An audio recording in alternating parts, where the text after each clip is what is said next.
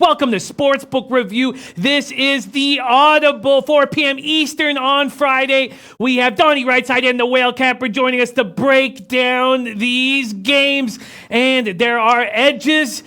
There are edges. I see a lot of opportunities here, but my record is awful to start the year. We have the Whale Camper on a 7-game winning streak. He was in bad shape. He turned that around very fast. I can only hope to follow in the Whale Camper's footsteps. Donnie RightSide played it pretty safe with the quantity of plays last week, but he's hammering this card. 6 games on this card for Donnie RightSide, and we are ready to rock. Let's welcome in our guest, Donnie RightSide. How are you doing on this Friday afternoon?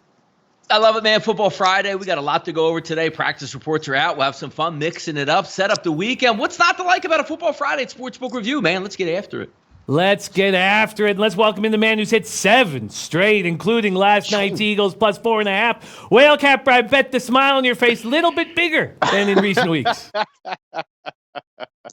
I wish it was. I wish it came in a little bit. I honestly, great to start the week with a win. Happy that the Eagles, they came through, got that cover, got that victory. It was a little lucky, I will say. Some of those pass review issues at the end of the game, especially, I thought really did bounce their way.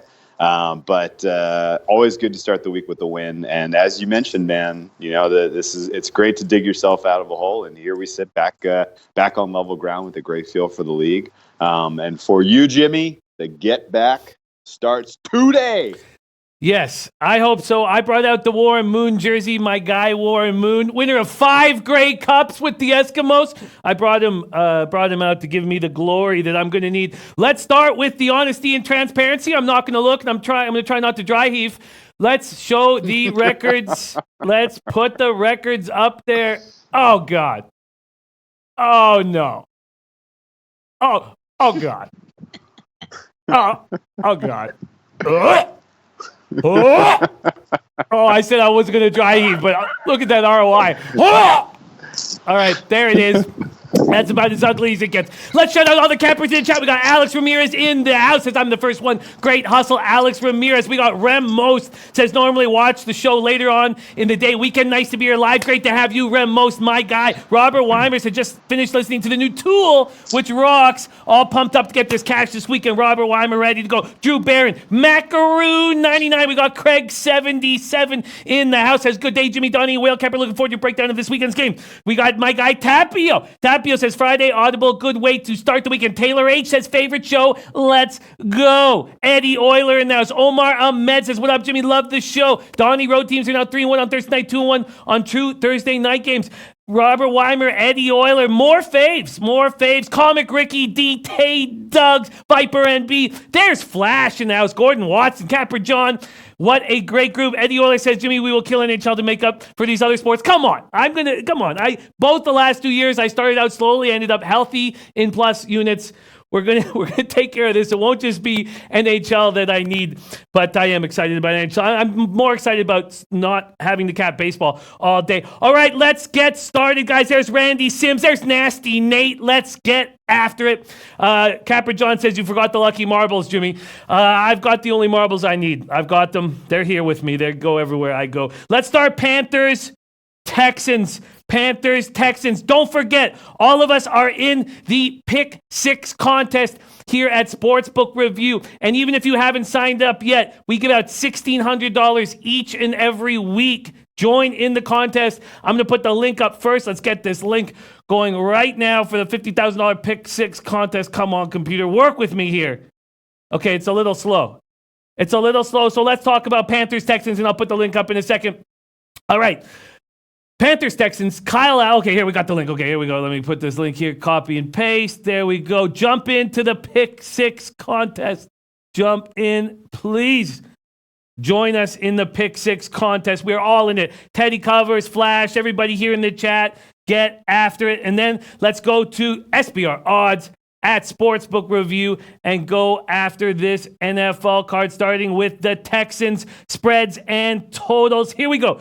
Carolina, Houston opened up at 46. It's now at 47.5. Houston opened up at -5. There are now some 2, 3.5s on the board. The rest are 4s. Kyle Allen looked very good. 261 yards, 4 TDs last week against Arizona. Newton's lost his last 8 starts. Allen's won his last 2. Finally, J.J. Watt stepped up for the Texans. He looked good. 2 sacks, got his first 2 sacks. Also had 2 tackles for losses, 5 quarterback hits. He looked very good. Houston seems to play down to their level of competition. I've already made 5 bets on this card. One's a first half play that can't be used in the contest, so only 4 plays for the contest, but 5 bets overall. And this is not one of them. This was a game that I felt was sort of tricky. I actually felt like this could be in line for a first half under, full game over. But with the way I'm rolling in NFL, I certainly don't have the balls to make that move. Drew Barron says, is Kyle Allen the real deal? Let's ask Donnie RightSide. Donnie RightSide, Panthers at Texans. Yeah, you know what's interesting? I actually have one of my pick 6 contest plays is actually the Houston Texans, because I like to, when I have a Thursday night football game, which I did last night, and I had the Green Bay Packers, I like to get them all in at once. And all of a sudden, I'm having some real remorse on a couple of these games I actually took in the pick 6 contest. So we'll see if it actually goes against me and if my first intuitions are actually correct, because looking at this game, I like Houston. I picked Houston. I put them in the pick 6 contest. And now the more I break the football game down, I start to worry again, because that Bill O'Brien fear always comes into my direction. Now he's laying points, going to have to win possibly by 7 points in order to get the win and the cover in this football game. Bruce Irvin's going to come back. I like the defense that the Carolina Panthers employ, because when we take a look so far on the season, what do we like about the Carolina Panthers? We really like Cam Newton's not playing, because now they actually have a legitimate passing offense that can move the football up and down the field, as you saw last week. But also coming in, look at their defense. Versus the Rams, 127 yards on the ground, 216. That's a little bit shaky. But now versus Tampa Bay, 39 yards, 304, 173, and 240. Or excuse me, I'm reading the offensive ones. 121 and 127, 100, 180, 189, 166, and 183 are the combined rushing and also passing statistics. I like the defense right now. I'm having a little bit of buyer's remorse here, trying to take a look at maybe taking the Carolina Panthers, even though I have the goddamn Houston Texans in the pick 6. Craig77 says Panthers and Texans are both enigmas to me. I can never figure out either team. For me, it's the Panthers.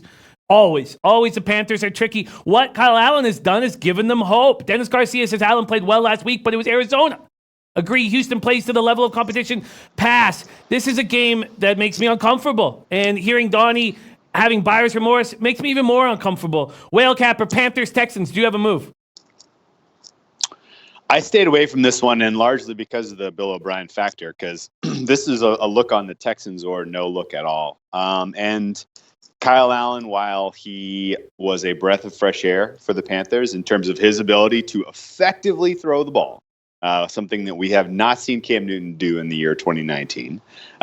It was against probably a bottom 5 defense in the NFL in the Arizona Cardinals. And the likelihood that he's going to be able to replicate that when a team is going to be able to get after him with the pass rush, like I will expect these Texans to do, I think is pretty low.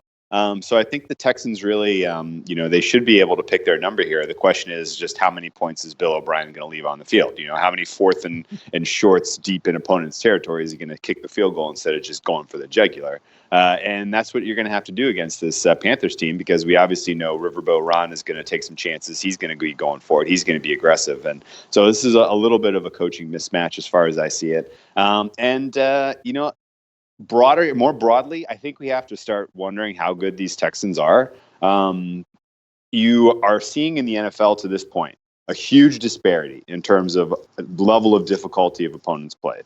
And the Texans kind of fall into the category of they've beaten some tough competition. They almost, they played the Saints, shot for shot, should have come away with that win if they could have, defended that last little desperation drive there and the 58-yard field goal by the Saints. They beat the Chargers convincingly last week. They should have beaten the Jaguars by more than they did. So I'm kind of starting to wonder if the Texans are legit. And, we know Deshaun Watson is legit. We know he's, borderline top 5 quarterback in the NFL. And now his offensive line is coming together and coalescing. They did an amazing job of neutralizing the pass rush for the Chargers last week. Deshaun Watson should be able to take his time, pick his spots, and pick apart this Carolina secondary this weekend. And I would lean Texans, and I would lean over. My only hesitation is getting involved with Bill O'Brien in a tight spot like this. Yeah, it's well put. It's well put. Sweaty Butcher said, I lean Houston. Viper MB says Houston defense will not slow down Kyle Allen. He was the most NFL-ready quarterback in the draft, and it shows. Wow, that's from Viper MB. Wow. Tom Marino says Allen didn't look very good in preseason. Arizona's secondary has been trash. More Fave says if Kyle Allen comes back to reality, Houston rolls. If he plays like he did last week, then it's a close game. Robert Weimer says better games on the board this week. DT Doug says Kyle Allen will come back to earth, and Carolina is my team. I'm going to stay off it. I'm staying off it. Let's move over to Browns at Ravens. We talked last night about how this was a perfect situation for Peterson to outcoach LaFleur. And by the way, the only LaFleur I care about just had heart surgery. Guy LaFleur, the flower, heart surgery. Man's good to go. But I digress. This is another situation where Freddie Kitchens could easily be, he looks like he's in over his head. Harbaugh could outcoach him badly here. Browns, Ravens. Ravens open up at -6. They're now at -6.5 at Pinnacle 5 times, and Heritage 7 everywhere else. This total's at 46, now at 45, and I'm very interested in this under, but I've not pulled the trigger yet. This Browns team will be the best defense Baltimore's seen. Myles Garrett gets better every week. Lamar Jackson throwing for 7 touchdowns this season, 221 straight passes without an interception. Jackson, 267 yards, 43 pass attempts last week, screwing me over in that 33-28 loss at Kansas City. Mayfield's look bad. 32nd in passer rating at 70.3. 30th in completion rate at 56.9%. Browns are tied for 27th in points at 16.3. 24th in yards per game at 330.3. Divisional battle. 88 Fahrenheit, partly cloudy. Nice day in Baltimore. Donnie, is the under a spot here? Do you have a move on Browns-Ravens? Yeah, it's an interesting game that we take a look at because obviously, sometimes just the team that's a little bit healthier is going to get the kick, and that's going to be clearly the Baltimore Ravens. Now, hey, you could have a party here with Cleveland because they're getting one of their secondary back this week. It looks like both Denzel Ward is going to be out for this football game and also Greedy Williams, but you are going to get one of the safeties back, which is going to help. But then again, you look at the Baltimore Ravens who went on the road last week, and they did play well, but I think we can all agree Kansas City really carried the tide. The one interesting thing now coming up as we're seeing more and more is a lot of question marks last week with the Baltimore Ravens because when we take a look at the point spread, we usually think on normal terms, football terms, 6, 6.5, and 7, but now we see the Baltimore Ravens just going for 2 for the hell of it at times, which is going to blow up spread. So when we're used to the 3s and the 3.5s and the 6.5s to 7s, obviously, it doesn't matter to Jim Harbaugh what the score is. They're just going to go for 2-point conversions willy-nilly at that point. So when I take a look and say, well, let me get the best line I could possibly can. Well, is this going to be, we're always trying to go up 2 scores. So what does 7 even matter at that point, really? So say, hey, I'm going to take the 7. Does that matter against the Baltimore Ravens anymore? Because all they're going to do is go for 2 to be up 8 or 9 points, or when they're up 11, mysteriously out of nowhere, go for 2 when they're down 11 when they should only be down 10. That really has a drawback as a sports gambler because you're looking on lines of scoring 3 points, of scoring 7 points, and how that factors into a normal spread, figuring both teams are going to go on that trajectory and path. But now the Baltimore Ravens are so off the reservation. What's a true number for them, and what actually makes sense where you have to beat a line when it's clear the coach is just going to be like, hey, go for 2. I don't give a damn. Very good point. We got Flash in the house. Flash liking Ravens -3.5 first half. Xavier Wayne says Cleveland covers. Same situation as Eagles. Going to fight hard to avoid 1 and 3. Tom Marino says bad spot for Baltimore off the KC game, but Mayfield has been horrible. More Fave says +7 is a good number for Browns backers. Too many points. Eddie Euler 2-2 with Ravens action, and he leans Baltimore -6.5. Whale Capper, Browns, Ravens. I'm leaning towards the under. Curious to see what you think about this spot. I think the under is a pretty fair look here. I'm not involved in the total at all. I grabbed the 7 points with the Browns. It's not my most confident play of the week, but I think the Cleveland Browns, the Kitchens Mayfield combo prepared well for the Ravens, not once but twice last season. And in game 1, they beat them. In game 2, which was this, week 17, Ravens trying to punch their ticket to win the division. The Browns gave them everything they could handle in that one. And this is a tough matchup for the Ravens. The Browns have kind of made their identity on offense running 11 personnel, which is 3 wide receivers. That has not worked to their advantage to this point because it has not given Baker Mayfield the adequate protection that he needs to get through his progressions. And their wide receiver core has been missing a key piece in Higgins. But I would say against the Ravens, what we just saw is 11 personnel is spectacular against this defense. It really shreds them. And I would not at all be surprised if we see Baker Mayfield have his best game of the young season and see him kind of take advantage of sort of the Achilles heel of this Ravens defense. On the other side, I agree the Ravens played exceptionally hard last week. They really left it all out in the field. They were keyed in on getting that win. It didn't come to fruition for them. It's tough for me to see them be able to replicate that level of effort, whereas we are expecting a pretty desperate team here with the Browns. Freddie Kitchens clearly has a long way to go here in terms of being a competitive coach in the NFL. But in one game situation like this, where 1 week ago we expected the Ravens to be 3.5-point favorites in this game, and then it opened at 7. That is an overreaction that I don't think you can really hang on any kind of the key injuries for the Browns or anything specific the way these teams match up. I think the Browns are absolutely live in this one. If you're going to give me 7 points, I'm going to take that every time. Raven in the Desert says Browns always close in Baltimore. Craig 77, Kitchens is a terrible coach. I'm staying away from the Browns. Tom Marino says last year's Cleveland defense was healthy and teams didn't have tape on Mayfield. Very good point. Randy Sims says Cleveland Ravens under. Lock it in. Tom Marino leaning to the under. And we got Robbie Tagaloa in the house. That's Samoan Thunder. Says, what up, guys? Glad I finally made a live Audible show. Great to have you. Robbie Tagaloa, the Samoan Thunder. Israel Quaint leaning towards OBJ fighting the water cooler this time. Ravens will roll at home, says my guy Israel. I'm interested in the under right now. Quick look. Donnie RightSide, if you had a free play on the total, it's at 45 right now, over or under? It will be an under for me. I mean, what it was showing us on the Cleveland offense that they're, really operating at a high efficiency level at this point. Clear to me, division team, they both know each other. Give me the under in this one. I like that. Let's move on to Redskins, Giants, and a lot of market movement in this game. Gone all the way up to 49.5. I said over and over and over again that I wanted to take the under, but I just couldn't pull the trigger with the weakness of these defenses. I mean, if I had a free play, if someone gave me a free play, I would be on the under. And we've seen it already go from 49.5 down to 48.5 in most books. Pinnacle still holding up 49. The Giants went down to 2.5 this morning. Donnie RightSide came on betting with a bag. He's like, this makes no sense. He's like, it's got to go back up to 3. That it has done that. It is now back up to 3 with all the injuries the Redskins are having. Books. You got a line shop. Speaking of line shopping here, please hit our link at the bottom of the screen for the best sportsbooks page here at Sportsbook Review. We have our best sportsbook page. Get the trusted books, the A+ books. Daniel Jones looked very good. Threw for 2 touchdowns, ran for 2 more, rallied from an 18-point deficit. But now the whole game, you're going to have Wayne Gallman. You're going to have Wayne Gallman running the ball. No Saquon Barkley. Gallman had 5 carries for 13 yards, did not catch a pass. They have Eli Penny waiting in the wings. I understand people liking the Giants because of all the injuries the Redskins have. It does look like Keenum is going to play. He's probable, but he was in a walking boot. Who knows how long he lasts. But I want the under, and I'm probably not going to pull the trigger like the little bitch I've been all year. Donnie RightSide, Redskins, Giants. What do you see here? Yeah, I locked it in early in the week on the Pick 6 contest. I did take the Washington Redskins. And it comes from a simple fact here, Jimmy, is now we're going to take a look at the New York Giants playing the role of a favorite, which I don't know how well that's actually going to come to fruition. But the one thing that is going in their favorites is the injuries. Trace Rullier is going to be ruled out for the game, the center for the Washington Redskins. Sheriff, maybe their best offensive lineman guard.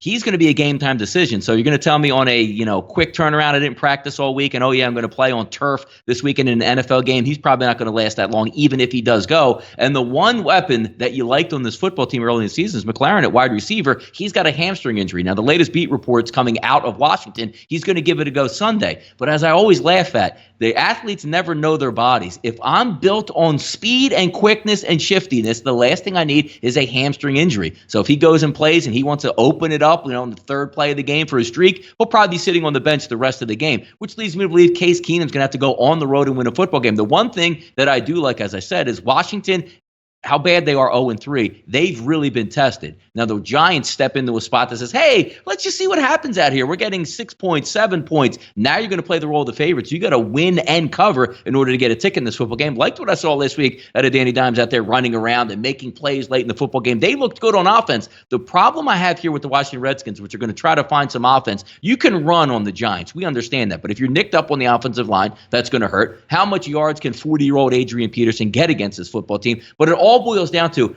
the Giants absolutely suck on defense. But you need somebody to exploit the suckiness of the Giants' defense. Who is that for the Redskins? I'll take the 3 points just because I don't like the Giants in that favored role. But my goodness, let's see what we get out of the Redskins. Hope and pray, baby. Get to cover. Robert Weimer says, like the over here, both teams have no defense. Aaron Maybe says, I'm all over the Redskins in this one. More fave said something fishy on New York, Washington line. New York should be more of a fave than they are. Miles and Smiles away likes Washington. Eddie Euler says Redskins, Giants have identical. Oh, the 21 points for, 31.3 points against. Raven in the Desert, the only one liking the under. Jake Bell on the over as well. A lot of people talking about the over. D-Take Tugs says Washington is just bad. Whale Capper, Redskins, Giants. Yeah, this was the easiest one. Maybe not the easiest one, but this was an easy one to stay away from as I was crafting my card earlier this week. Way too many uncertainties, so around injuries. I do not know what to expect as far as what kind of offensive approach we're going to see from the Redskins in this game, and that really dictates both the side and the total. Last week on Monday Night Football in primetime with everyone watching, Jay Gruden got his pants pulled down. He got embarrassed with his quarterback turning the ball over 6 times. That will, and now you're hearing all this stuff, all these rumors floating around behind the scenes, like, oh, he's not giving Haskins the reps he needs in practice. The management's pissed. Like the winds are swirling. He is on his way out of town. It is going to happen at some point in season this year, and that kind of uncertainty is not something that I like to get involved in a game with, because now he's kind of back in the corner. He's already committed to starting Case Keenum, who's hurt. I think there's a very high likelihood that we see Adrian Peterson get somewhere in the ballpark of 25 to 30 carries in this game. Now, that doesn't necessarily mean that that's going to work. Adrian Peterson, tore apart the Giants in MetLife Stadium last season, got 100 something yards. Most of that was just on one broken play for 60 plus. And maybe Gruden thinks they can replicate that and kind of win with the ground attack. Daniel Dimes, on the other hand, I thought was very clean, was very impressive effort from him especially with his first ever start. I like the chemistry he has with this wide receiving core, and his offensive line is playing hard for him. So, they're going to be in this game and have a chance to come back, even if they give up some gross yardage like we saw against the Bucs, because their defense is horrible. And a lot of the compensating factors here with the injuries and the coaching decisions makes this one a pretty easy stay away. Pretty easy stay away, which is what I guess I'll end up doing. Let's move over to Chargers, Dolphins. Dolphins opening up Chargers minus 16.5. Now there's 14.5s on the board. Total opened up at 44.5. It dipped down to 44. Now it's back up to 44.5 or 45. I already took the under 44.5 here. Chargers have not looked good. They've not been firing on all cylinders. This Dolphins team ranks last in NFL in almost every offensive category. Scored 1 touchdown. They're on pace to score. They've scored 85 points. 85 points. They're on pace to shatter the record for fewest points in a 16-game season. And that's just ludicrous. And that was 140 by Seattle. They're on pace to score 85 points with 1 touchdown. Dolphins offensive line all banged up. They have Preston Williams leading the Dolphins in catches and yards. Now, him and Rosen have known each other since high school. They've been outscored by 117 points, the NFL's largest 3-game differential since 1940. Miami's allowed 13 sacks. It's averaging 2.6 yards per rush. Now we just have to see if Bosa and Ingram can get rolling, because they've totaled 4 sacks so far, which I guess is okay. It's okay compared to the Broncos, but it's still not what we thought we were going to get from Bosa and Melvin. Offensive line without Okung. Phillip Rivers sacked 5 times last week. Chargers have 3 defensive backs on the injured reserve, of course, including Derwin James. Melvin Gordon ended his holdout, but he's not going to be in the lineup. Austin Eckler's been rolling anyways. Austin Eckler leads AFC running backs in yards from scrimmage. Justin Jackson averaging 7.9 yards per carry. So, I mean, I'm taking the under here. I just see the Chargers running the ball and playing clean football and just getting out of Miami with a nice W here. But we've seen it go from 16.5 to 14.5. I'm on the under. Donnie, right side, Chargers, Dolphins. I do agree with the line movement going from 16.5 to 14.5, but that doesn't mean I'm going to be anywhere near a full game play with the Miami Dolphins just because we saw it last week. They probably deserved the cover last week, didn't get it, and that just shows to them how depleted they are with that offensive talent, especially. But they do play hard, Jimmy. The same look we had on Tuesday, I think, is maybe the best look in the game for me. I actually like the Dolphins in the first half getting the 9.5. They've played hard the past 2 weeks in the first half. I think they'll play hard at home. You had a tough physical football game with the Chargers and the Texans last week. I think that might carry over because you already saw the nicked up injuries that they have, and football players are human beings. The Chargers are going to come in this game like, we're going to put this team away. Let's just not make mistakes. Let's keep it clean, and we'll get that slow burn as the game goes on. Take an early lead, get the halftime lead, stretch it out, because as you saw the past 2 weeks, the second half has been the downfall for the Miami Dolphins, because when it's apparent you just don't have talent, you have to open up your offense, and you open it up basically to get buried because you have nothing to open it up with when you do open it up. Give me the first half of the Miami Dolphins plus 9.5. I like that look. Wow, I like it too. I like it too. I'm going to stay off of the side and just, expect the ugliest of football. This total went down to 43.5, and I was like, okay, nice. I'm on the right side here. And then last night at 10 o'clock, I guess, sorry, you know what? Sorry, I take that back. It was this morning at 9:30. It shot up to 44.5, which makes me uncomfortable. Whale Capper, I'm on the under here. Do you have a move in Chargers Dolphins? I think it's fair to qualify the Dolphins as the worst team in football going back to 1940. I don't think the stats are lying in that regard. And the Chargers, this is a great get-right spot for them.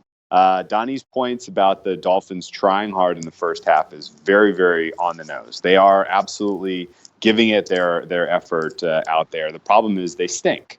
And the Chargers desperately need to get right here. You mentioned a lot of the players on defense needing, to kind of show us that, that they still have the goods. Bosa and Ingram at the top of that list.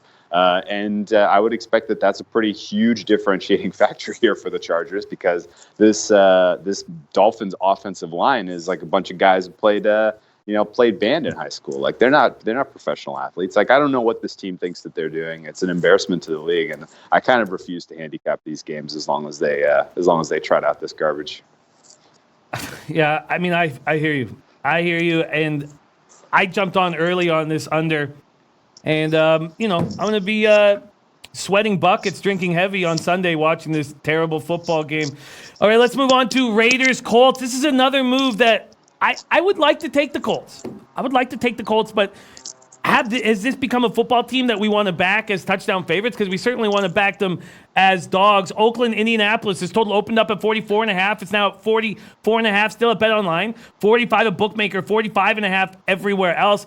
It opened at 7. It's still at 7 at Plus Money at Pinnacle, but it's 6.5 everywhere else. Heritage was actually hanging a 6 for a lot of today and moved that back to 6.5. It feels like these Colts are off that initial shock of losing luck. They're starting to roll.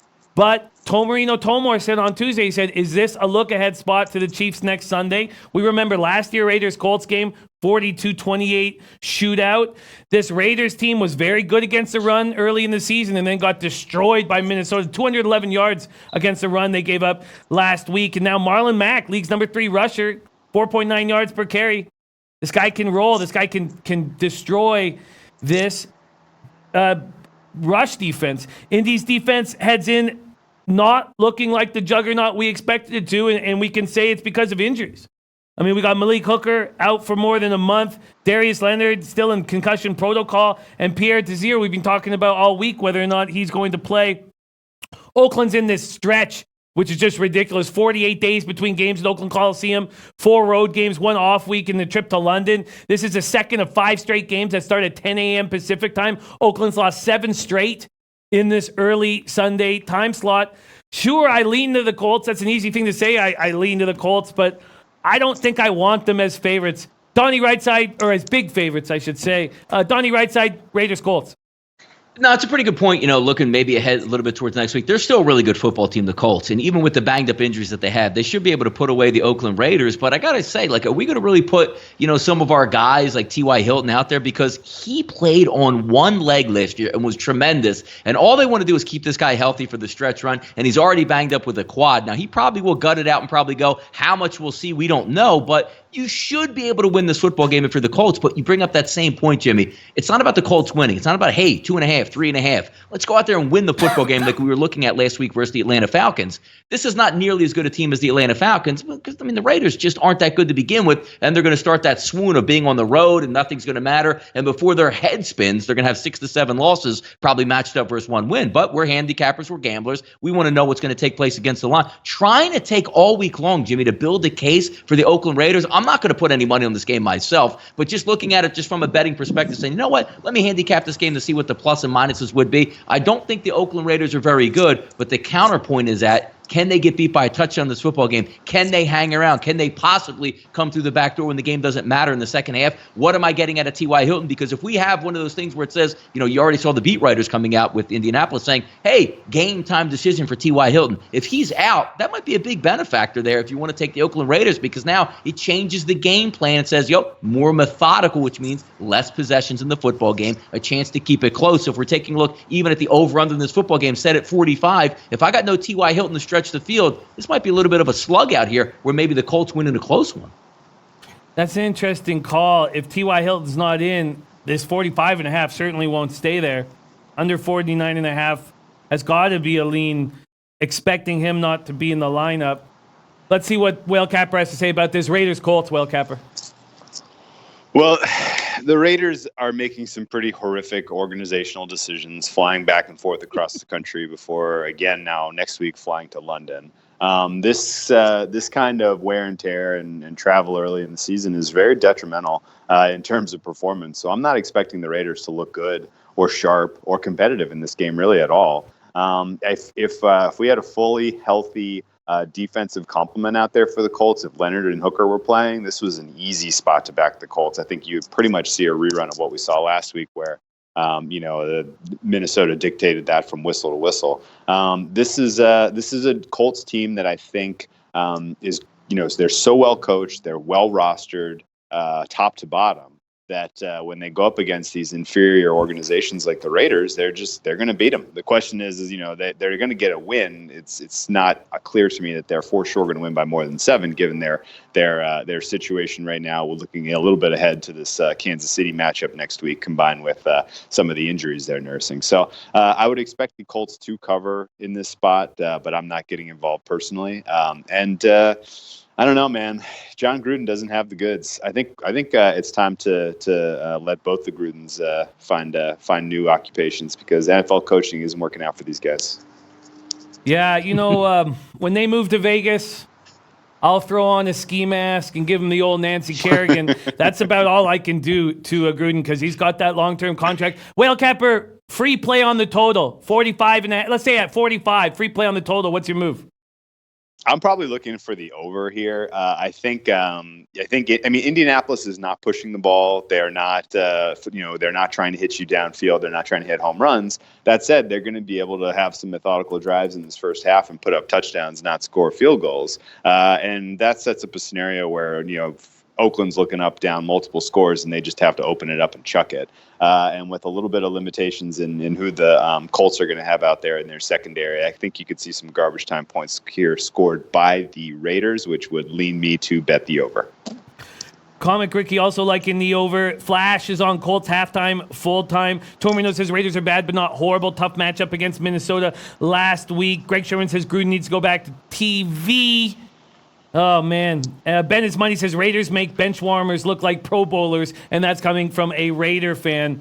And Jake Bell reminding us that they also went up to Canada for that legendary contest in Winnipeg.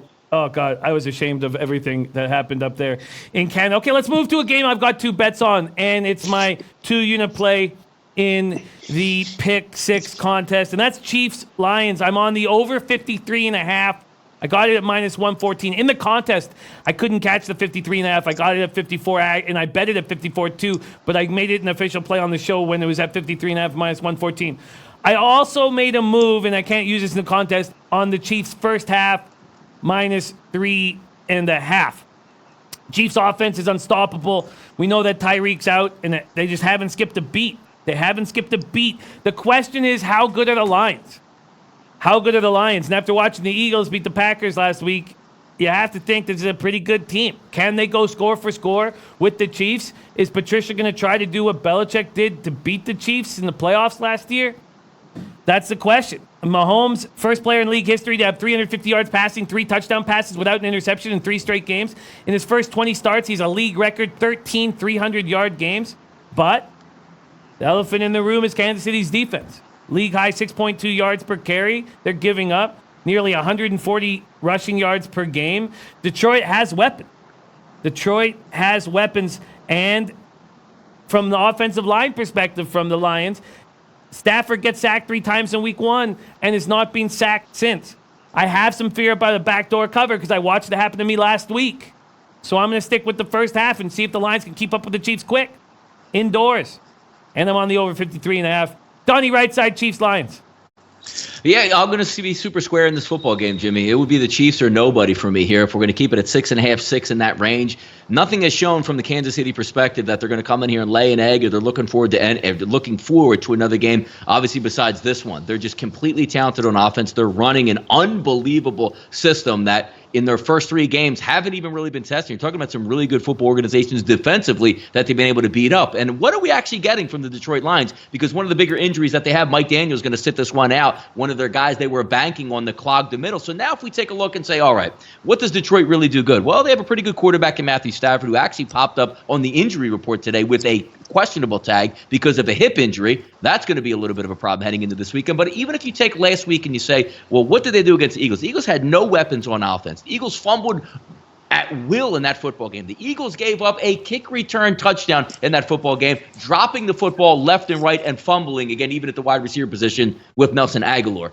If the Eagles were healthy last week, I'm not so sure this line would be even over 7 at this point, because the Eagles would have put that Detroit Lions team to sleep. I like the fight that the Detroit Lions have. I think they're a decent football team, but I think they're going to be completely outclassed. And I keep an eye on one injury, Darius Slay, who had limited practice all week long. That is a hamstring injury at a position. You can't afford to have a leaky hamstring. Darius Slay will probably get, first quarter in. Don't be surprised if he goes to the bench or even be inactive for that football game. Kansas City is way too strong in this football game. Give me them by a touchdown, even though that back door might be in effect where they're up 10 points, 12 points, in that second half or late in the fourth quarter, where I do think the Detroit Lions can move the football downfield. But if I'm looking just from a capping perspective, Kansas City is a much better football team. Much better football team, and Flash is right. This is off the board now. Chiefs, Lions, off the board. It is? Yeah, it's off. Well, in my book, it's off the board. So must be some fire where there's the smoke there on Stafford's hip injury. I got the Chiefs in -3.5 about 2.5 hours ago, first half, so thankfully got that in. And now my over is going to be in jeopardy. And my instinct is to smash my computer into the wall. I'm not going to do that. I'm going to sit back and listen to what Whale Capper has to say about Chiefs Lions. Chiefs can go for 56. I wouldn't throw your computer. Pat Mahomes is playing indoors against a team that likely won't have Darius Slay and Mike Daniels. His chemistry right now with this receiving threat, he can absolutely solidify his chokehold on the MVP, on his record-setting pace here for passing touchdowns. This is a game I expect him to show out. Top to bottom, I feel like the Lions are pretty fraudulent. 2-0-1 is not a very good representation of how we've seen this team perform. I thought Donnie nailed his breakdown of the Lions' performance last week against the Eagles. Lions similarly should have lost to the Chargers. That 13-10 win was pretty suspect. Lions blow a cover and a win against the Cardinals after being up late. This is not a team that I think you can expect in any way, shape, or form is going to hang with one of the clear top 2 teams in the NFL right now. And I would expect Pat Mahomes to have a great day. I don't think that what the Lions can do, even with a healthy Stafford, they don't have the. You brought it up, Jimmy. Patricia wants to run the ball. to beat the Chiefs. He doesn't have the horses. He doesn't have the offensive line to get the pressure, to get the push. He doesn't have the running backs to hit the holes to make the Chiefs pay for what their one weakness is. So I really don't see how this game got lined -6.5 Kansas City. I've been burying the Chiefs this week, and there's been a lot of resistance. Somebody out there is backing the Lions. I don't know who it is. I don't know why. There is a little bit of an issue potentially with the Chiefs in terms of this is their third road game in 5 weeks. It's their fourth, and it's their third road game in 4 weeks of the regular season. It's their fourth in 5 weeks if you go back to the final week of the preseason. But this Kansas City Chiefs team and the way that they performed on back-to-back roadies week 2 in Oakland was spectacular after flying across the country twice. I don't think a trip from Kansas City up to Detroit to play on a super fast surface with these weapons really limits them whatsoever. And I would expect the Chiefs to pretty much pick their number in this game. Well, things haven't been bouncing my way in NFL, so I'm not going to panic, but I'm uncomfortable. Let's keep rolling. Patriots, Bills. I wanted this under 43, but was just very hesitant with all my decisions this week in NFL after getting destroyed last week. Under 43 is not available anymore. If you're looking at the Patriots Bills spot, it opened at 43.5. It's 42.5 at Pinnacle. It's 42 at most books. 42.5 at Bet365. New England opens at -7.5. There's sevens across the board. 7.5 actually at Bovada. 7.5 at Pinnacle at +114 there. Both teams haven't faced much. So Patriots first 3 opponents: Pittsburgh, Miami, the Jets. 0-9. Bills' first 3 opponents: Jets, Giants, Cincinnati, 1-8. Patriots have outscored their opponents 106 to 17. Excuse me. I mean, that's just unbelievable. NFL's first team in the Super Bowl era that hasn't allowed a rushing or passing TD through 3 games. They're playing so well. They allowed 105 yards of offense last week. Brady's 30-3 against the Bills, but we can put a line through that because it's been different in the McDermott era. In the McDermott era, Brady's averaging 233 yards passing. And he's won all 4 games, but in those 4 games, 3 touchdowns, 4 picks. Buffalo returns 10 starters from that defense that allowed the fewest yards in the NFL last season. I mean, I like the under. I don't know why I didn't pull the trigger. I'm just hesitant, very hesitant. That's the only move I want to make, although I could understand the Patriots and I could understand the Bills. That makes me want to stay off. Donnie, right side, Patriots, Bills. Yeah, I see it both ways as well. I mean, sometimes it comes down to exactly what the line is supposed to be. I think 7's a pretty fair line. I think that's going to be one of those lines where if it moves to 7.5, it might lean you in the Buffalo Bills direction. If it goes to 6.5, it might lean you in the New England direction. The one interesting thing about it is both teams coming in a little bit banged up in this football game, which gives me a little bit of pause. I know Edelman's going to play. He's a tough guy. He's going to be shot to the mic with Toradol to get through this football game. Has anybody out there had a bruised rib or a bruised cartilage or even a cracked rib? How bad that hurts? And then you're going to get and play 30 car wrecks this weekend on a Sunday afternoon on a turf football field. That's going to be a tough one to get up. I look for more of methodical, but sometimes these games come down to what your eyes really tell you, because we look at the Buffalo Bills. Yes, 3-0, electric atmosphere on Sunday. This is the time that you take the Buffalo Bills. But when you really look into the teams that they played and how they went about beating them, you take that step back because, yes, even if we say the New England Patriots haven't played that great of competition, they have absolutely dismantled their competition along the way. So one team winning 3-0, fantastic. The other team winning 3-0, fantastic. One has been a lot more precise with the way they've beaten down their teams. And again, it comes down, if I get 7.5, I would probably lean Buffalo Bills. If it's less than that, it will be a day for New England for me. It's hard just to say, hey, you know what, Bills are going to win. They're going to be so excited for this game, and the Patriots will worry about it later in the year. It's New England. It's Tom Brady. Their defense is on fire. And where are they going to get beat? Like, where are the Buffalo Bills on offense going to beat this New England defense at? They don't have great wide receivers. Their top playmaking running back, you're just going to hand it to Frank Gore, 25 or 30 times. No longer the explosion that he has. Singletary would be a big look if he can play in this game, but he also questionable with the hamstring injury. It's just a tough one for me to say, you know what, the Bills are ready, and Josh Allen's going to run the ball 15 times for 121 yards like he's, the quarterback down in Baltimore. I just don't see it right now. I'm hoping to get 6.5, and I actually would still take the New England Patriots here. Interesting. Patriots, Bills, Whale Capper. What do you think of the under? What do you think of a side spot? So I bet the under in this one. I got it at 43.5. I would still bet it at 42.5. And I'm basically just I see as I look at these two teams on paper. I see two outstanding defenses and I see two offenses that I have significant questions with. Obviously, have way more questions with the Bills' offense than I do with the Patriots' offense. But the Patriots aren't really healthy.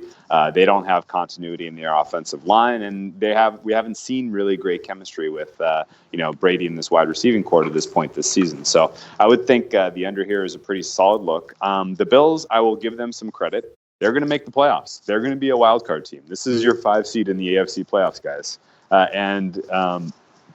While I believe in their defense being somewhat legit, this offense is still super suspect. Josh Allen has not looked particularly good this year, and he's gone up against the mighty defenses of Cincinnati, the New York Giants, and the New York Jets. Like, those are horrific pass defensive units, and even still, he hasn't put up numbers that I find particularly impressive. And then, the only thing that I can really make sense out of why this total is where it is, and it's not down 38 for the Bears Vikings makes sense. 38 for Jags Denver makes sense. This should be in that ballpark. The only reason I can think that it's not is that that somebody kind of suspects that these defenses aren't as good as we think, because neither of them has been effectively tested. The Patriots defense, while they absolutely look all universe, they look like they're the best in the league. They've gone up against an injured Ben Roethlisberger. They've gone up against Ryan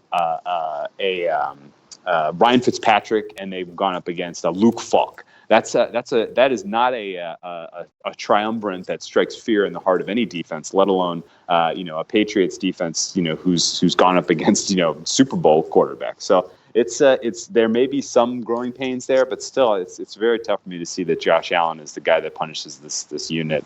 I capped this one about in 24-13 type of range. Patriots should get the win in the cover. But the questions on Patriots offense is keeping me from making a play on the Pats on the side. So why are you not on the under in this spot, Whale Capper? No. Oh, I am. I got under 43.5, and I would play under 42.5 as it sits currently. Okay. I should not have waited. I agree.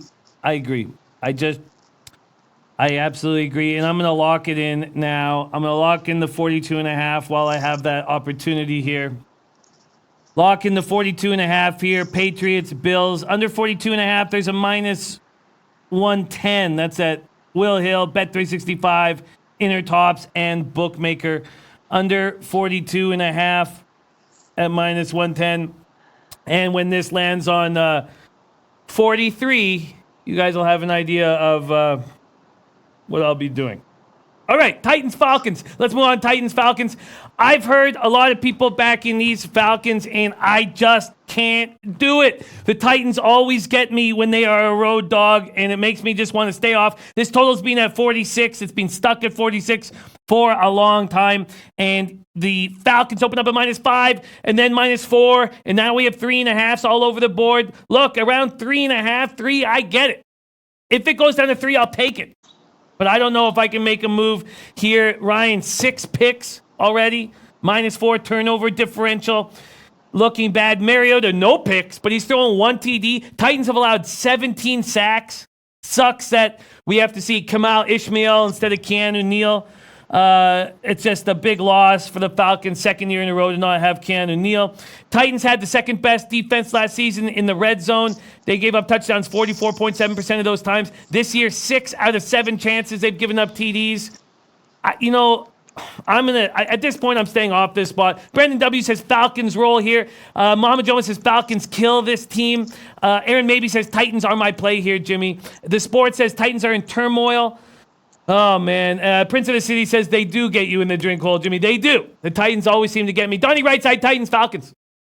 Yeah, to me in this game, it's just a simple fate of the Atlanta Falcons as a favorite in this football game. You get a little bit extra time to prepare if you're the Tennessee Titans coming off that Thursday night football game, which it didn't look good, but Thursday night game in the rain, they got down in the football game, just bowed out of that. There's no excuse for that, and they're not a great football team, but this is more looking at the Atlanta Falcons and what they don't do well. For some reason, one of the softer football teams, they lose one of their muscle in the back end of the secondary with the Keanu Neal injury. But let's just take a look at the 3 games that the Atlanta Falcons did play this year, Jimmy. They go on the road at Minnesota. They didn't forget about the 28-12. That game might as well have been played 45-0. They got blasted and scored a couple junk touchdowns late. They come out and play the Philadelphia Eagles, who lost their entire football team basically before kickoff in that barely held on. One catch by one wide receiver, they lose that football game. They go on the road last week, and they were taken apart by the Colts. I don't care what that says, 27-24. That's a game where T.Y. Hilton goes out at the half. Indianapolis just cruises to a victory, and they get some junk points at the end. I don't think the Falcons are very good. Would I be interested in the Falcons if this game was like a pick-em or they were getting points? Sure, I would. But the Falcons laying more than 3, something I never want to be interested in. Yeah. No, I hear that. Whale Capper, love to hear this breakdown. Titans-Falcons. Okay, so this is a perfect spot to back the Titans, as far as I could tell you. It's a perfect look for an over here. The injuries on the defensive side of the ball for the Falcons. We've seen this. We've seen this movie before. It's this exact happened last year, and they were completely and totally unable to stop anyone passing through the air. I did not pull the trigger on either of those looks, though, because I do not have any faith, any confidence that the Tennessee Titans offensive coordinator knows how to coordinate an offense for the NFL. His ability, his urgency and his play calling and play sequencing in that Jacksonville Jaguars game was so horrific and so behind the times that I would not at all be surprised if the Titans do score early in this one, which they should, because the Falcons' defense is going to be poor. They're somehow going to blow that lead. They're somehow going to come in with 17 points, even if they score 17 in the first half. So there's not enough confidence here in this coaching staff and in Mariota specifically to get involved in a Titans play here, even though at +4 they're absolutely the right side, as far as I can tell you. Yeah, God, I'm going to stay off the side. But the over does make sense. Again, I don't know if I can pull the trigger there. Let's move on to a game I did pull the trigger. Buccaneers +10 and -108. I've been talking about it, but I've just been hesitant all week. Flash comes over to my desk. He's like, "Are you going to make a move on the Buccaneers?" And I look and I'm like, oh my God, the 10s are going away. There's 9.5s on the board. There was still 10 in my book. There was still 10 available. I hammered the 10. I got it at -108 here on the show. I got it at, I think I can't remember what I bet at, -110 or -115. But I locked it in. 71 Fahrenheit, partly cloudy, 8 miles per hour. I just see this as way too many points. I don't care that the Rams finally got Cooper Kupp going. Do I believe in Ndamukong Suh stepping up against them? No. Shaquille Barrett is being spectacular. It's more about this Rams offense. They don't scare me anymore. They just don't scare me. They're not electric. And I think Ronald Jones going back to the stadium where he was incredible at USC is going to spark him. Ran for 100 yards from scrimmage last week. I expect him to have a game against a very tough Rams defense. I know they're a very tough defense. We've already seen Winston sacked 10 times this season. But I just think this is too many points. Donnie, RightSide, Buccaneers, Rams.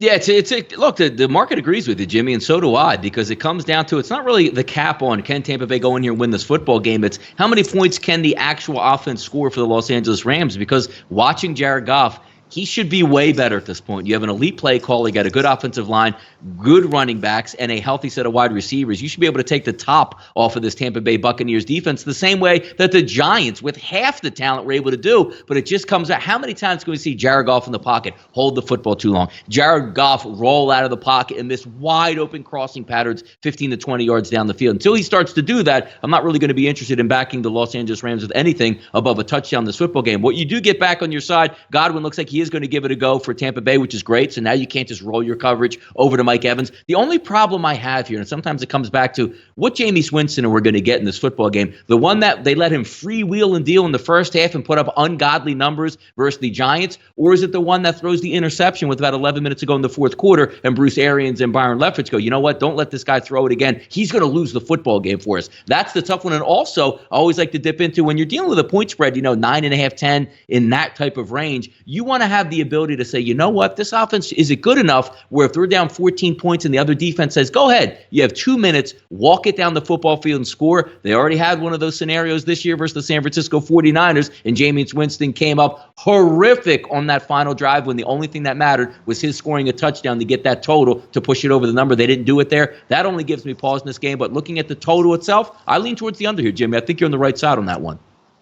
I lean towards the under as well.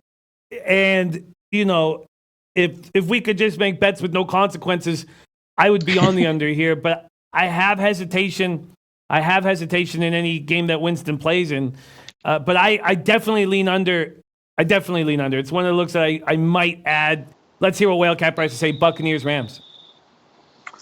So I didn't play the total, but I would go the other way and lean over. I'm not sure why the total's dropped from 50.5 down to in the 40s. This is a tough test for the Rams defense. And I feel about the same way I feel about Arthur Smith and Tennessee's offensive coordinator. I feel kind of the same about Byron Leftwich in Tampa Bay. Don't love in general their urgency. Don't love in general their sequencing and their approach. But that doesn't really change the fact that Jameis Winston, either playing from ahead or playing from behind, is going to be able to make the passes, hurt the Rams deep in this game, and he's going to put up points. I think the Rams comfortably get to the 20s, and I think the Bucs get to the 20s here. So this is one where I had to kind of, it took me a little while. I'm on the same side as you with the Bucs at +10.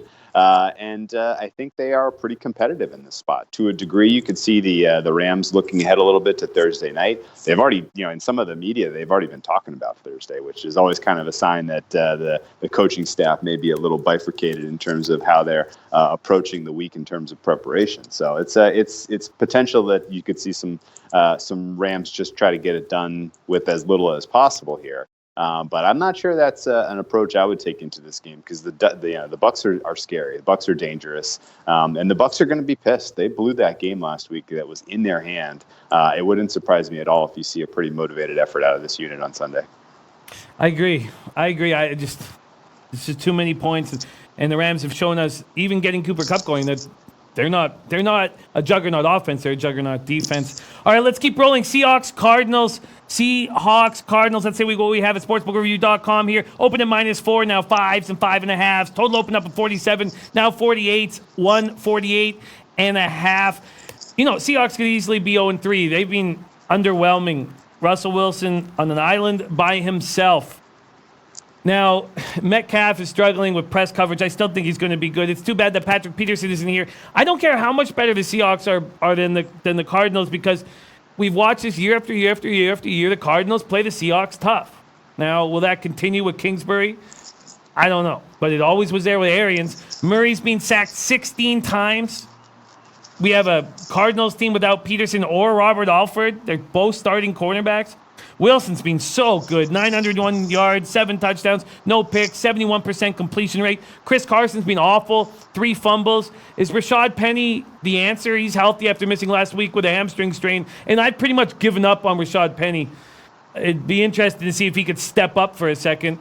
Donnie RightSide, Seahawks, Cardinals. I have no action here. I think the volatility is very big here, and I just don't want Seahawks as a huge favorite on the road. Yeah, no, I'm with you on this. I don't have a wager either way on this. It's hard. Like, what did we get out of the Arizona Cardinals? Fought hard week 1 at home versus Detroit. Fought really hard week 2 on the road to get the cover with against a decent football team in the Ravens. Maybe the Ravens were looking ahead. We don't know that for sure. And then taking a look last week where the bottom completely falls out from a team that actually had the lead in that football game, looked good moving the football, and then all of a sudden the faucet completely shut off, and it looked like Carolina completely figured out that offense and embarrassed them in that football game with a backup quarterback. It just gets down to me, if we go into this football game, we don't have the egregious errors like you had last week, because the defense actually played well for the Seattle Seahawks last week. You had the punt return for a touchdown, then you had a strip sack fumble. They're hard to overcome when you're -14 in special teams defensive plays to start. I don't see that from the perspective of coming in this week against the Arizona Cardinals, because to me, the defense is way better on the Saints than the Arizona Cardinals. It's just a matter of who's going to come in focus for Seattle. Do I think the back door could be open late in the football game? If I was going anywhere, I would still say square and take Seattle. I think, back to 2012, I believe the Seattle Seahawks have won every game they've gone down there. I don't think that's going to change. But then again, you have to cover the spread. But I'm not going to. After what I see of Arizona, it's more likely they're going to blow this than actually win this football game and keep it competitive. It's a great breakdown. There was, Donnie, that magical 6-6 game. Oh, yes. That magical 6-6 game. Right. Man, at this point, I'm staying off this. Whale Cap, are you making a move, Seahawks, Cardinals?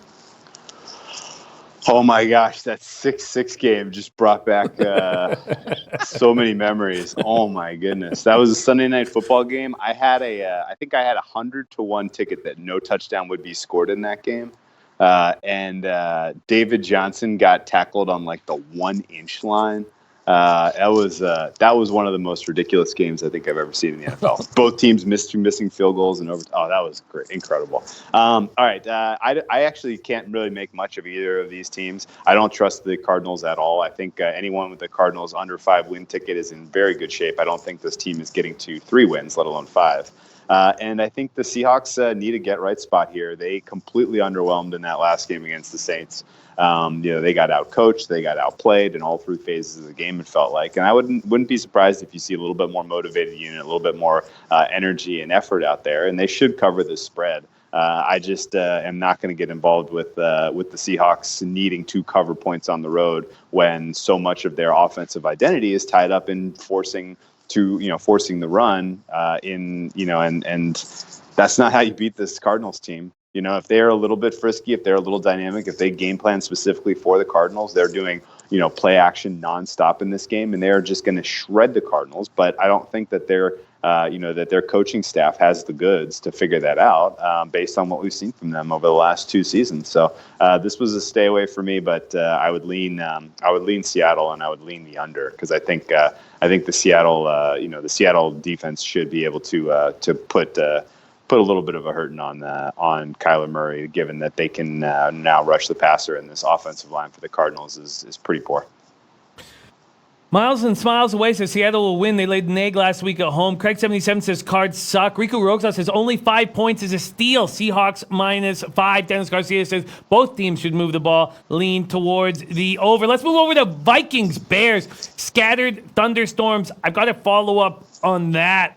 Still a nice day in Chicago, 75 Fahrenheit. We're dealing with a real low total. Opened at 38. There are 37.5s. There are 38.5s, depending on where you shop. Both quarterbacks have been terrible, and both defenses have been great. Vikings have NFL rush leader Dalvin Cook. He looks spectacular. So productive. And now, because of that, Cousins doesn't need to take risks, and he hasn't been. He's been throwing just 21 passes per game. Now, Kirk Cousins has had 2 of his 3 lowest passing ratings of his career against Chicago. Will that happen again? Remember, Tomino Tomor, what a great commenter he is. He gave us the record on Tuesday, 5-23 against teams above 500. Always turns the ball over against good defenses. Vikings Bears, I have no move on this game. Donnie RightSide, are you making a move on Vikings Bears?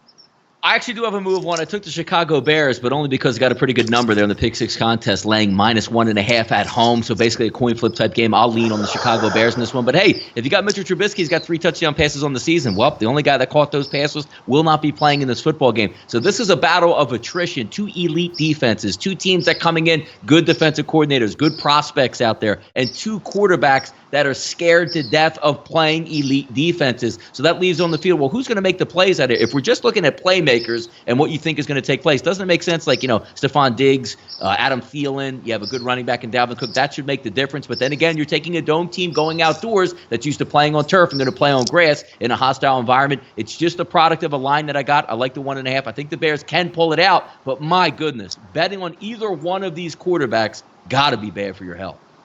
Yeah, it's hard to trust, but at least Cousins is not throwing the ball anymore. If you have Dalvin Cook, just lean on him. Lean on your defense. Don't take risks. Don't be an ass.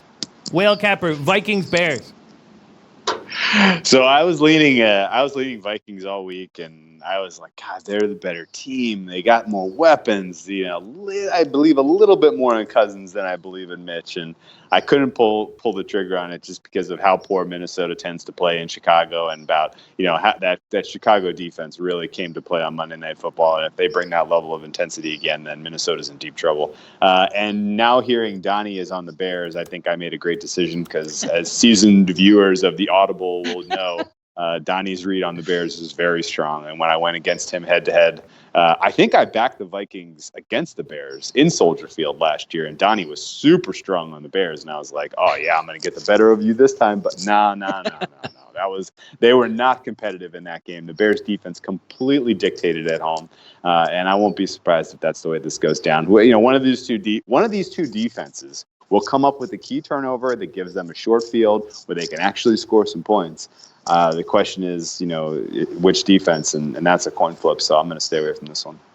I'm staying away from this one as well. And this total at 38, well, Capper, too low to make a move?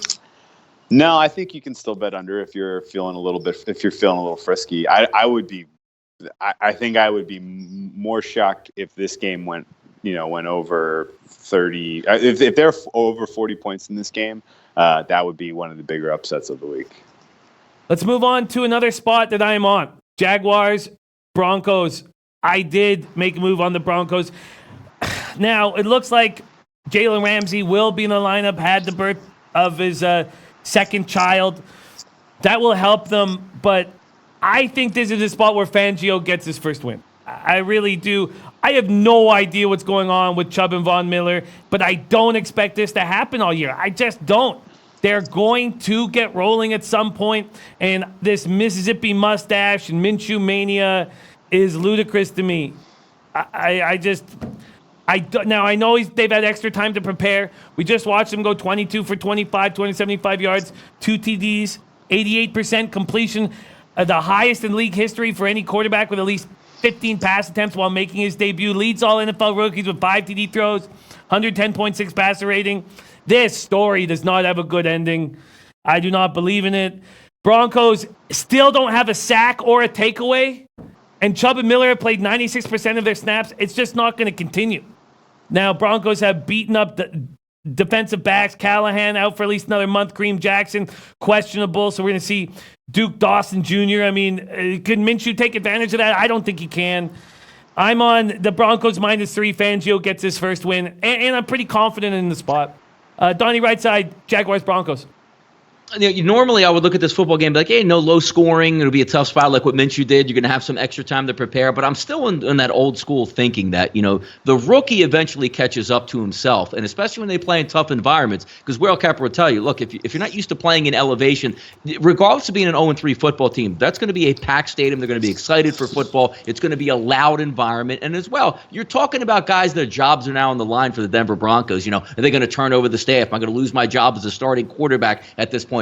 To me, this just looks at a football game where I say, all right, it's probably going to be lower scoring. And I tell you, it really helps that, Jalen Ramsey's back hurts, his hamstring hurts, he's having kids out of nowhere, and he doesn't even know if he's going to show up in this football game because I'm still under the adage there. This team is really close to quitting, and maybe another loss or two will help spiral that out of control where Jalen Ramsey ends up getting traded, which I wouldn't be surprised if he does get traded and doesn't show up to play in this football game. But if he does show up, that's going to be a pretty big difference there on one side of the football for the Jacksonville Jaguars. But just looking at this game overall, I actually thought Denver last week played a pretty good football game in Green Bay, was more physical, controlled the time of possession, more first downs, more total yardage. As long as they don't have those bonehead, I'm going to get a strip sack fumble inside of my own 5 and have my wide receivers get stripped. I thought they were physical to the point where they can match Jacksonville's physicality. It comes down to it. Tough place to play. Rookie quarterback going on the road in a tough environment and elevation. I'll take the Denver Broncos here.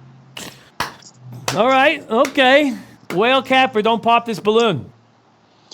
Well, first of all, Jimmy, just because you can't grow a mustache that's as magnificent as Gardner Minshew's doesn't mean we need to be slandering Gardner Minshew. I mean, give the guy a break here. The NFL needed a little injection of some fun and some excitement. It's been a little bit of a tough season with all these quarterbacks getting hurt. That said, this is a horrific spot for the Jaguars. This is a horrific spot for a rookie quarterback. At elevation, it's going to be hot. Against a physical team. This is awful setup for the Jaguars. I agree with you. Fangio gets his first win. I couldn't talk myself into laying the 3 just because who knows if Flacco just does just enough to get a win or if he tries to win comfortably here. And there's still a lot of questions all surrounding the Broncos, both sides of the ball. But I guess if I had to paint one silver lining for the Broncos, Phillip Lindsay played his ass off last week in Denver.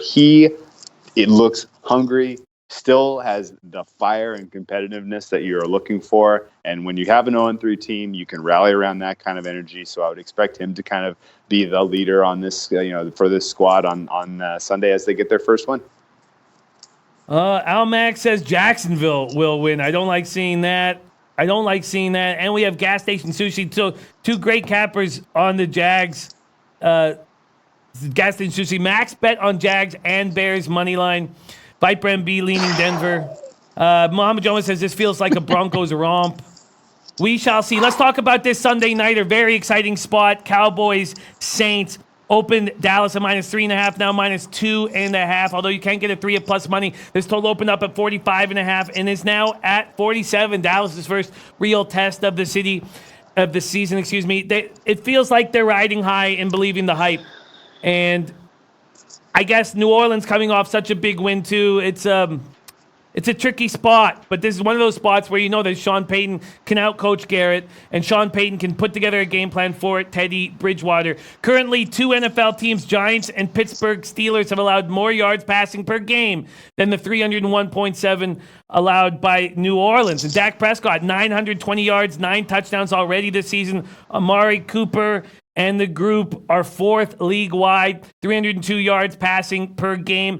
And then Zeke and Pollard, both 100-plus against Miami. They lead a ground game that ranks 3rd in NFL with 179 yards per game. Bridgewater's been under center for 7 of 12 quarters, and New Orleans 21st in yards per game at 339.7. This is tough, man. I find this a very tricky game, and I guess I lean towards the Cowboys, but I'm not going to make a move. Donnie, RightSide, Cowboys, Saints. Yeah, I feel like I'm getting sucker punched when I want to take the Dallas Cowboys in this game because, look, they have played 3 FCS football programs to start the season, but they looked really good doing it. They still have a solid offensive line. Zach Martin's going to play. Amari Cooper's going to play in this football game. Still going to get, the dual-headed shot at running back. But when we look at the New Orleans Saints, I mean, maybe we're just living off of, hey, the crowd's going to be really loud, which, true, it's going to be really loud. And you look at last week, hey, they put up 33 points, the Saints. They cured all their ills from looking horribly trash against the Los Angeles Rams. But when you really get the numbers, how are we scoring if we're the New Orleans Saints in this game? That's what it boils down to me. When you take a look at the 2 games that they've had, we talked about it earlier today, Jimmy, 265 yards total on offense versus the Seattle Seahawks, 244 yards versus the Rams. Now, hey, they're going to go against the Dolphins. No, the Dallas Cowboys have an elite defense. And when you try to say, look, well, we're going to give it to Kamara. We're going to get 20 touches out of Kamara, and we're going to dominate. There's 2 linebackers that are perfectly equipped to, you're not going to stop Alvin Kamara, but at least be able to slow him down. And Teddy Bridgewater doesn't push the football down the field. Where are the plays going to be made? He's not a runner. He's not Lamar Jackson. I just don't see it. So I can be square as I want to be, and I hate the Dallas Cowboys and would love for the Cowboys to lose Sunday night. But if we're going under a field goal in this game, I would line up with the Dallas Cowboys here. Yeah, no, I agree with that. Mohamed Joman, Saints Cowboys first half under. Robert Weimer says, how about the under here? Donnie RightSide, quick take because we got to put a bow on this. But what do you think of the under in this game? It's gone up to 47. Yep, it will be an underlook for me, Jimmy, just to keep it simple in this one. I think you're going to have more plays on the ground again. I'm looking at that offense from the New Orleans Saints. I can't see the Saints pushing it into the mid-20s in this game. They're not getting there. Yeah, I mean, that's a pretty sound breakdown. Whale Capper, Cowboys, Saints. Yeah, I'm seeing this game in a lot of the same ways Donnie is. My only play on it is under 47. I probably would have played under 45 off the opener, but I wanted a little information on injuries and status, and then I see it tick up to 47, and I'm like, oh, 2 free points? Don't mind if I do.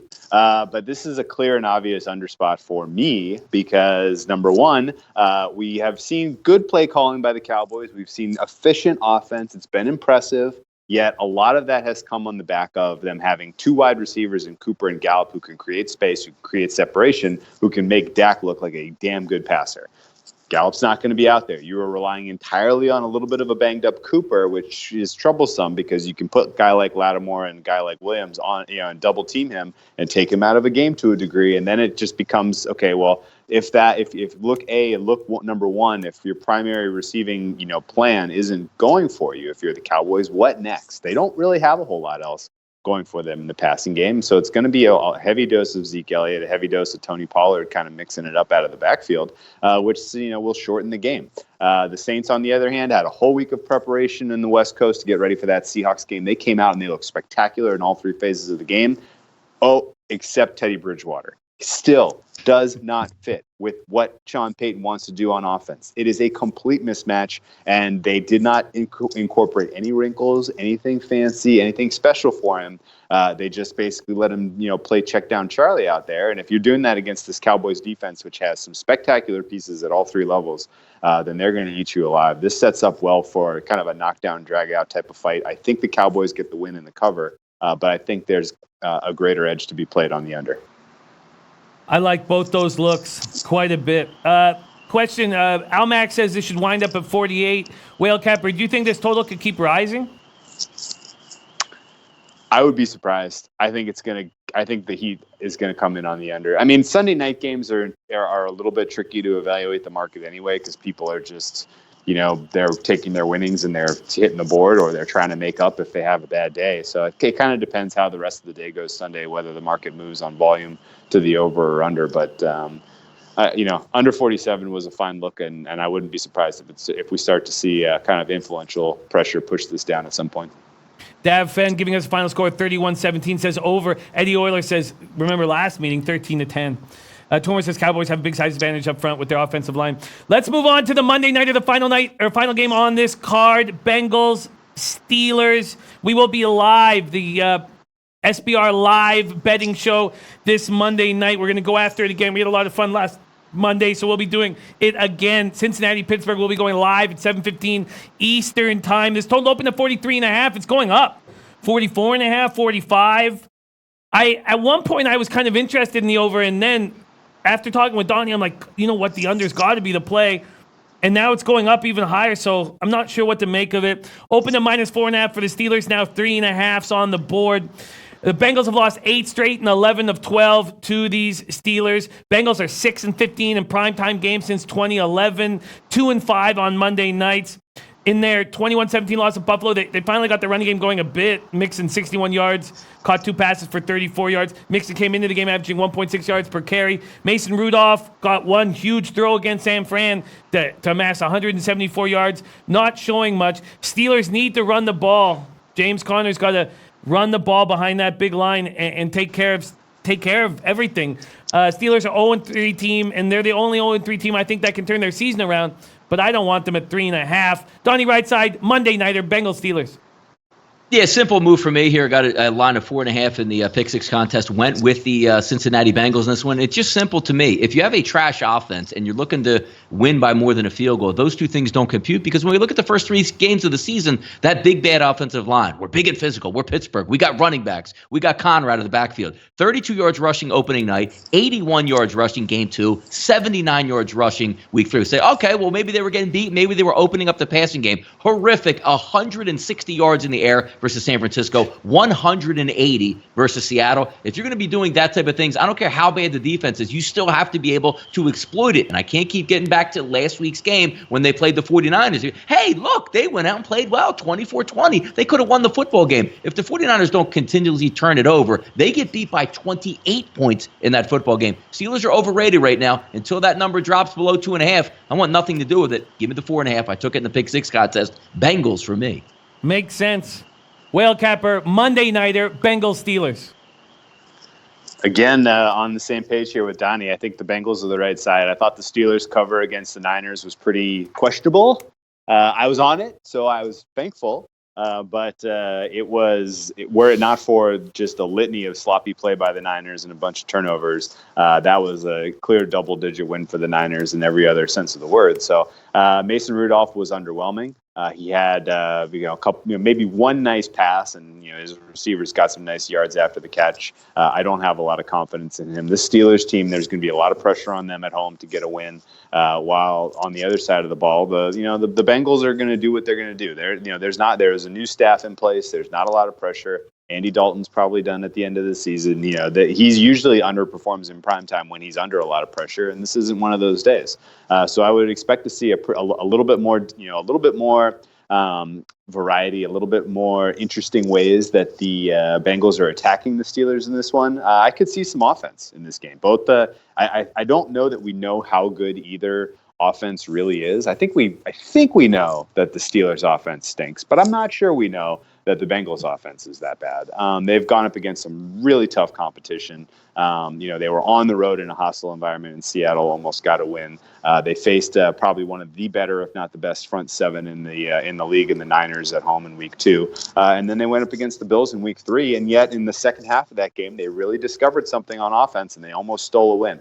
So this does, I think, set up fairly well for them to be competitive in this contest, to threaten for a win. And like Donnie, I'm at plus 4.5, so I'm seeing feeling pretty good seeing this number start to drift back down to 3. I doubt it closes at 3. There will be some Pittsburgh money that comes and buys back here as we get to this standalone game on Monday night, and you got a home favorite and a popular team in Pittsburgh that's that's sitting there with a number that people are going to think is too good to be true. So it wouldn't surprise me if this comes back towards 4, but I think the Bengals are very live in this spot, and I would lean over.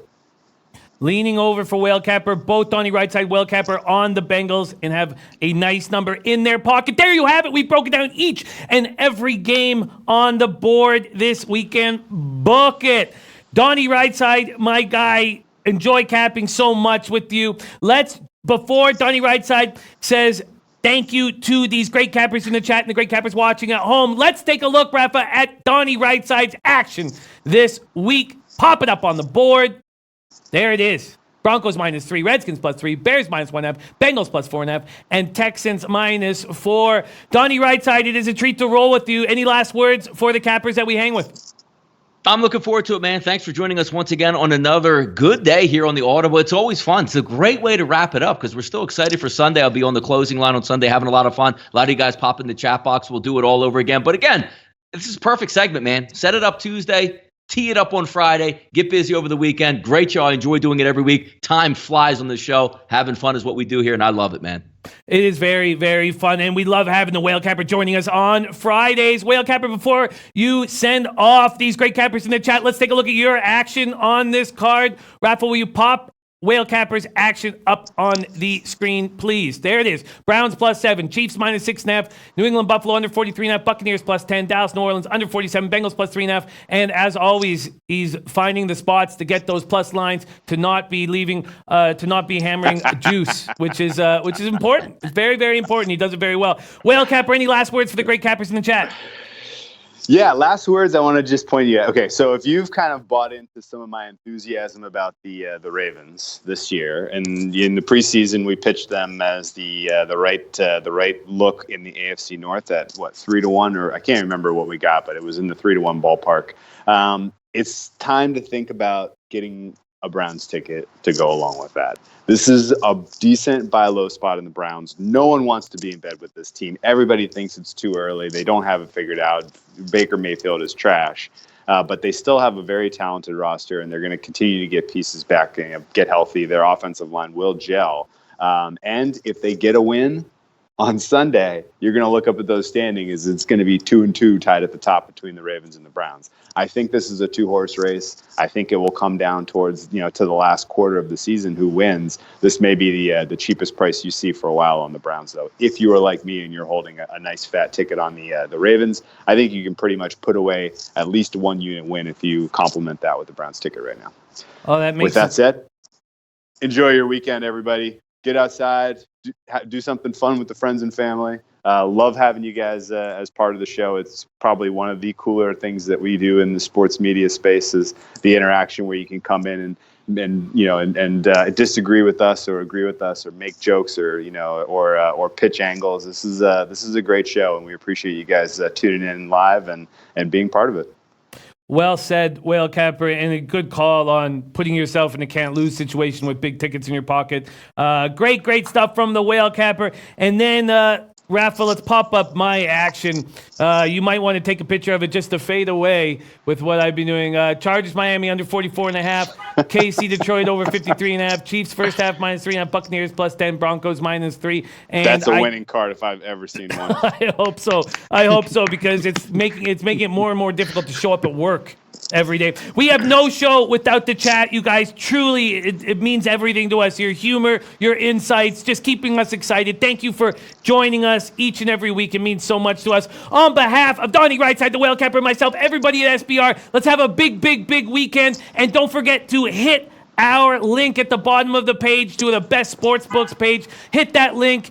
Check out the books that we have the most trust in, the most faith in, the A+ books. Take a look at that. That will help us. Hit that link. That is a way to help us out. All love to you guys. Let's do it. And betting with the bag starts in 5 minutes. 5 minutes. 5 minutes. Oh, God. Much love to you guys. Let's have a big weekend. Best of luck.